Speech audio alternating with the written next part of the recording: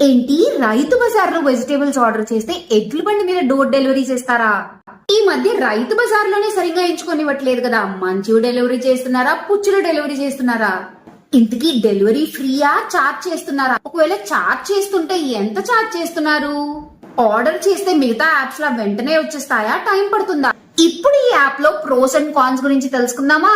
బాబు, second floor వస్తావా? అన్నీ ఉన్నాయా? అంటే ఇప్పుడు కొత్తని ఇలాగా, లేకపోతే ఇలాగే డెలివరీ చేస్తారా ఏంటి ఇంత లేట్ గా? ఎప్పుడు పొద్దున 7 గంటలకు డెలివరీ చేశారు, అప్పుడే ఆర్డర్స్ ఎక్కువైపోయా? ఇప్పుడు మీకు రైతు బజార్ గురించి ఒక తెలియని విషయం ఒకటి చెప్పనా?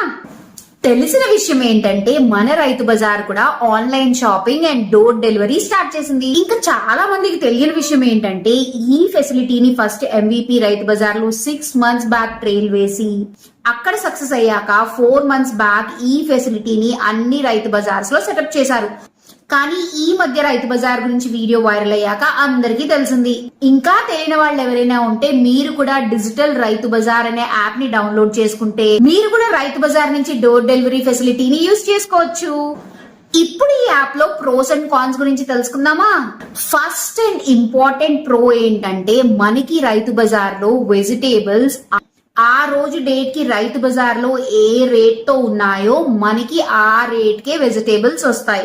మనకి యూజువల్ గా అదర్ యాప్స్ లో మార్కెట్ కన్నా డబుల్ రేట్ కి వస్తాయి కదా, ఈ యాప్ లో మాత్రం మనకి రైతు బజార్ రేట్ కి వస్తాయి. ఇంకా సెకండ్ ప్రో, రైతు బజార్ అంటే ఓన్లీ వెజిటేబుల్సే కాకుండా ఇక్కడ fruits, flowers and even grocery కూడా మనం ఆన్లైన్ షాపింగ్ చేయొచ్చు. ఇంకా థర్డ్ ప్రో, మనం రైతు బజార్ అనగానే అక్కడే మనల్ని ఎంచుకునేవారు సొప్పుచులు పాడైపోయినవి వస్తాయేమో అని అజ్యూమ్ చేసుకుంటాం. కానీ ఇప్పటి వరకు బాగానే సార్ట్ అవుట్ చేసి మంచి వెజిటేబుల్స్ అయితే సప్లై చేస్తున్నారు. ఇప్పుడు కాన్స్ గురించి మాట్లాడుకుందాం. ఈ డిజిటల్ రైతు బజార్ యాప్ మిగతా యాప్స్ లా 2 minutes 5 minutes డెలివరీ కాదు, మినిమం 2 hours నుంచి మాక్సిమం 6 hours డెలివరీ టైం అయితే పట్టొచ్చు. సో మీరు మార్నింగే ఆర్డర్ పెట్టేసి వచ్చేస్తుందిలే, లంచ్ ప్రిపేర్ చేసుకోవచ్చు అని ఎక్స్పెక్టేషన్స్ మాత్రం పెట్టుకోవద్దు. ఎందుకంటే ఆర్డర్స్ ఎక్కువ ఉంటే డెలివరీస్ కి చాలా టైం పట్టొచ్చు. ఇంకా సెకండ్ డిసడ్వాంటేజ్ ఏంటంటే మనకి వెజిటేబుల్స్ రైతు బజార్ రేట్ కి వచ్చిన హ్యాండ్లింగ్ చార్జెస్ అంటే ప్యాకేజింగ్, లేబర్ కి అండ్ డెలివరీ ఫీ కూడా ఉంటుంది. మనకి మిగతా యాప్స్ లా ఎక్కువ షాపింగ్ చేస్తే డెలివరీ ఫ్రీ అనే ఆప్షన్ అయితే ఉండదు. అండ్ ఈ యాప్ లో మీ షాపింగ్ వెయిట్ పెరుగుతున్న కొద్దీ డెలివరీ ఫీ కూడా పెరుగుతుంది.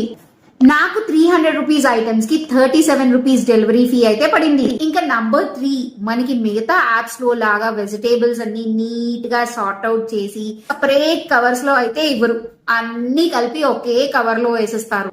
మనం అన్ని సార్ట్ అవుట్ చేసుకోవాలి. సో ఫైనలీ నాకు అనిపించింది ఏంటంటే మనకి వీక్లీ సరిపడా వెజిటేబుల్స్ కావాలి అనుకుంటే మనం రైతు బజార్కి వెళ్ళి కొనుక్కుంటేనే బెటర్. ఎందుకంటే వెయిట్ పెరిగే కొద్దీ డెలివరీ ఫీ పెరుగుతుంది కదా. బట్ మనకి హెల్త్ బాగాలేదు, టైం లేదు అనుకున్నప్పుడు ఒక 2-3 types ఆఫ్ వెజిటేబుల్స్ కావాలి అనుకుంటే this app is the better solution. ఇదైతే నా ఒపీనియన్. మీరేమనుకుంటున్నారో తప్పకుండా కామెంట్ సెక్షన్ లో అయితే కామెంట్ చేయండి.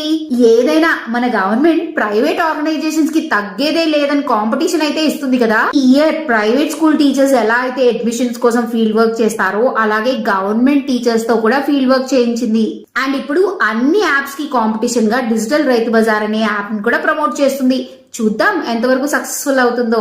మీకు నా కంటెంట్ యూస్ఫుల్ నచ్చింది అనిపిస్తే తప్పకుండా సబ్స్క్రైబ్ చేసుకోండి and me family and friends కి షేర్ చేయండి. బాయ్.